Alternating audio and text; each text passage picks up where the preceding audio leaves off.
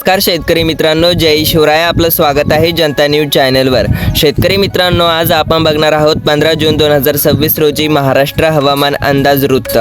हो शेतकरी मित्रांनो, आणि विदर्भ, मराठवाडा आणि मध्य महाराष्ट्राचा आज आपण सविस्तर अहवाल जाणून घेऊया. त्या अगोदर चॅनलवर नवीन असाल तर नक्की सबस्क्राईब करायला विसरू नका आणि बेल आयकॉन दाबा. आणि आजचा व्हिडिओ सुरू करण्या अगोदर एक छोटं मनापासून सांगायचंय शेतकरी मित्रांनो तुम्हाला की आपला चॅनल आता हळूहळू पुढे जात असून जवळपास प्रत्येक शेतकरी बांधव आपल्या चॅनलला जोडला जातो आणि सबस्क्राईब करत आहे. फक्त तुमचं प्रेम आणि विश्वासाचं प्रतीक आहे, त्यामुळे नक्की सबस्क्राईब करून बेल आयकॉन दाबा. शेतकरी बांधवांनो, आता बघा आजचा हवामान अंदाज काय आहे. काही तास तुमच्यासाठी अतिशय महत्त्वाचे आहे. शेतकरी बांधवांनो, जर तुम्ही शेतात काम करत असाल वा पेरणीची घाई करत असाल तर हा अंदाज पूर्ण जाणून घ्या. शेतकरी मित्रांनो, जर तुम्ही पेरणीची घाई करत असाल तर अंदाज जाणून घेतल्याशिवाय अजिबात करू नका, जेणेकरून तुमचे कोणतेही मोठे नुकसान होणार नाही. शेतकरी बांधवांनो, आता हवामान विभागाने विदर्भ, मराठवाडा आणि मध्य महाराष्ट्रासाठी अत्यंत महत्त्वाचा इशारा जारी केलेला आहे. हो शेतकरी बांधवांनो, कारण हवामानात मोठा बदल होण्याची दाट शक्यता हवामान विभागाने वर्तवली आहे. शेतकरी मित्रांनो, पेरणीच्या अगोदर तुम्ही हा सविस्तर अहवाल जाणून घेऊया,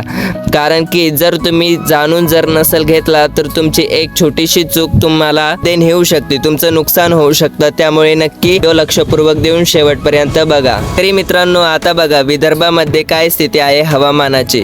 विदर्भातील काही जिल्ह्यांमध्ये तीव्र उष्णतेची लाट म्हणजेच ऑरेंज अलर्ट कायम आहे. तर दुपारनंतर हवामानात बदल होऊन अमरावती, नागपूर, वर्धा, अकोला, चंद्रपूर या भागात विजांच्या कडकडाटासह हलक्या ते मध्यम स्वरूपाच्या पावसाची दाट शक्यता वर्तवण्यात आली आहे. हो शेतकरी मित्रांनो, आता बघा, आता हवामानात बदल होऊन फक्त कुठे अमरावती, नागपूर, वर्धा, अकोला आणि चंद्रपूर भागात विजांच्या कडकडाटासह हलक्या ते मध्यम स्वरूपाच्या पावसाची दाट शक्यता हवामान विभागाने वर्तवली आहे. मित्रांनो, आता बघा मराठवाड्यामध्ये काय स्थिती आहे. मराठवाड्यातील छत्रपती संभाजीनगर, जालना, बीड, नांदेड, लातूर या जिल्ह्यामध्ये दुपारनंतर किंवा संध्याकाळच्या सुमारास स्थानिक वातावरणामुळे वादळी पावसाची शक्यता दर्शवली आहे.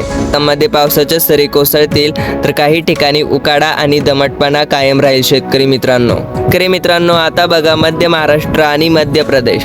आता मध्य महाराष्ट्रामध्ये काय आहे, पुणे आणि सातारा, सांगली आणि कोल्हापूर या पट्ट्यामध्ये काही ठिकाणी मान्सून पूर्वसरी आणि वादळी पावसाचा अंदाज आहे. आणि धुळे परिसरात प्रामुख्याने ढगाळ हवामान राहील किंवा दुसरीकडे मध्य प्रदेशात उष्ण व दमट वातावरण असून काही दक्षिणेकडे जिल्ह्यामध्ये मेघगर्जनेसह तुरळक पाऊस पडण्याची शक्यता हवामान विभागाने वर्तवली आहे. शेतकरी बांधवांनो, निसर्गाच्या या दुहेरी बदलामुळे शेतकरी बांधवांनी योग्य ती खबरदारी घेणे गरजेचे आहे. आकाशात ढग जमा असताना, विजा कडकडत असताना सुरक्षित ठिकाणी आश्रय घ्यावा. सर्व शेतकऱ्यांनी या हवामानाचा अचूक अंदाज घेऊनच आपल्या शेतीची कामे आणि पेरणीचे योग्य नियोजन करावे.